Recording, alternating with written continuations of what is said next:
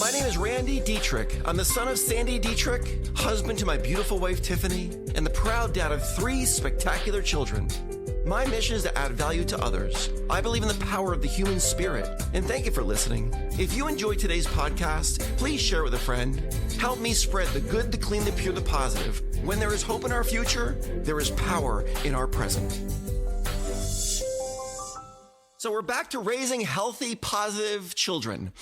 You know, I'm all about this, guys. I study so many books on raising positive kids in a negative world. In fact, Zig Ziglar wrote a book called that, Raising Positive Children in a Negative World, because we do live in a negative world, and we need to claim our children as ours. Because if we don't, someone else will. I promise you. Your children are being influenced, and you want to be the loudest voice in their world. And I really believe things that start well always end well.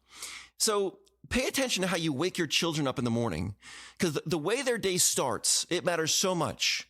I always make it a point where I creep in the room very softly.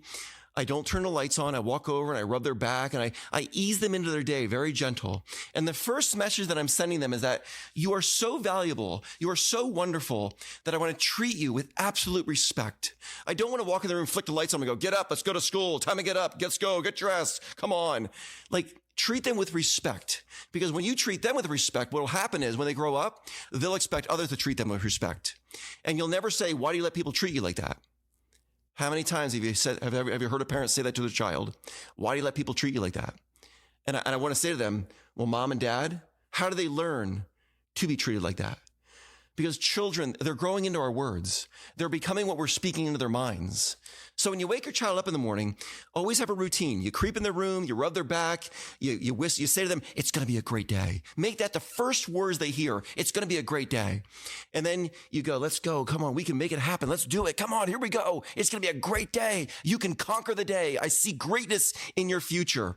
And then you kind of ease them out of bed. You slowly turn the lights up.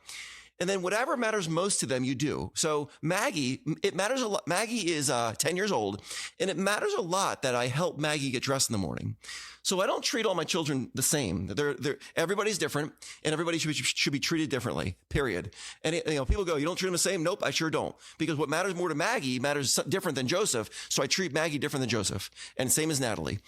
You know, at work, everybody's treated differently, right? No one's treated the same. So your children, the same way. So it matters a lot to Maggie that I help her get dressed. So I help her get dressed in the morning. With Joseph Boy, it matters a lot that I help him stand up out of bed. I know that sounds weird, but I know him well enough that he loves when I help him stand up. It just helps him start the day. Get up out of bed. Let's go, my man. Let's make it happen. You know, children, they need to belong to someone. Claim your children. So if you haven't done it yet, say to them, you're mine, you're mine, you're mine. And they're going to go, what do you mean? Well, you're mine. You're mine. I claim, you're all mine. I made you, you're mine. I claim you. Because if you don't claim your child, someone else will. Children must belong to something. This is why children, join gangs. When they don't belong to something, they're going to belong to something. They might join a gang. Claim them as yours. Now, my little girl does it to me. She'll go, Dad, guess what? I go, what, Natalie? She goes, you're mine. I go, I love it, puppy. You want to be the loudest, most positive, consistent influence on your child constantly. Just wash it over them every single day. I have a chapter in my book called Silencing the Judge. I keep talking about it. And, children are growing into our words. So how many times have you heard a parent say to their child, what are you, stupid? It's like I want to cringe. It's like, oh my gosh. Oh my goodness. Let's never ask a child that, because they might go, maybe. Your dad, your mom, you know everything. Maybe I am. Let's never, ever do that. Children are becoming what we're telling them they are. The words we speak to our children become their inner voice. And if we as adults say to children, what are you, stupid? They're going to go, what, am I, stupid? You've heard people say that. They'll go, God, I'm so dumb. And I always want to say, are you really? Are you really that dumb? Because I didn't know that. Maybe I should be treating you like that. And they would go, what are you talking about? I go, well, you just called yourself dumb. And a lot of times they're not even aware they're doing it. Children are always asking this question. They're always asking, am I enough? That's the question us as parents must always answer. Am I enough? And the answer is you are enough. You were born more than a conqueror. You were born with greatness. I believe that no one has ever lived up to their full potential. Imagine if every person had the courage to pursue all their dreams with all their imagination. Imagine what the world would become. Imagine the great inventions. Imagine the great businesses that would become out there. And us as parents, we can at least encourage our children to pursue every single dream they've ever been given, because there's a reason those dreams are inside those children. As a young parent, I thought that I would naturally be close to my children. I thought, I'm dad. I'm naturally going to be close to them. That's not the way it is.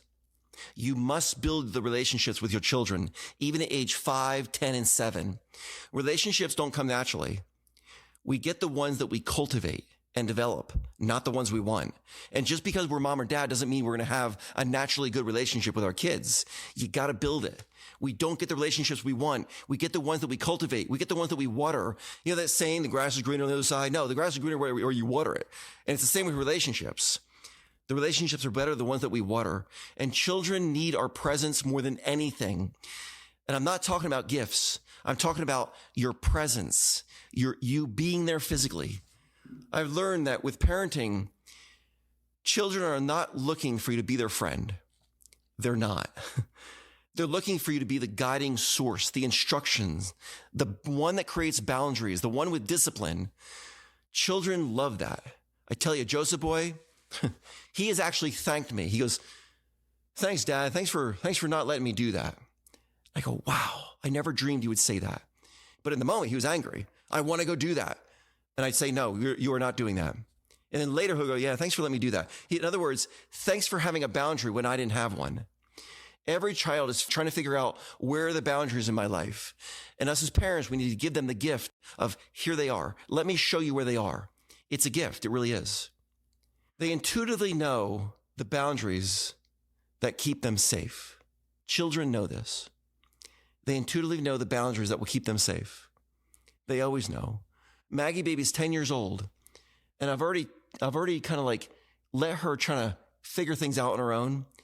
And she'll go, "Dad, no, we shouldn't do that." And I go, "Man, Maggie, where did you get such wisdom? Where did you get such understanding?" And she smiles and she beams. Well, in that moment, I'm giving her a good name to live up to. And you could do this with your child. You could give them a good name to live up to. When you see them something good that they're doing, put the spotlight on it and go, how did you know to do that? You are brilliant. And guess what? Whatever you feed will grow. And if you start looking for all the good, the clean, the pure, the positive things that your children are doing, they're going to do more of it. And if you put the spotlight on the negative and you only point that stuff out, well, guess what? That's where they're getting attention. They'll do more of it. That's where it works. We go to where we get the attention, even if it's negative attention. When it comes to boundaries and rules with our children, I've learned that rules without relationship equals rebellion. That's it.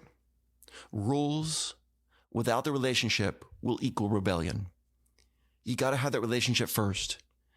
You know, children will always notice when we don't notice. Always notice. Tiff and I have a rule in the house with our phones. I've said it before. If your phone's on, your kids walk up to you, put it down immediately. Don't ever send the message, "I'm sorry, little girl, this screen is more important than you." There's so many kids getting whooped at these days. They notice when we don't notice. The greatest parenting principle in the world is that children do what children see. And that's it. They'll mimic you. They're going to do exactly what you do as an adult. And the best gift of any parent can ever give their child is their time. Give your child your time. You know how every child in this world spells love? They all spell it the same way. Every single one of them. They all spell it Time. I love y'all. Thanks for being part of my life.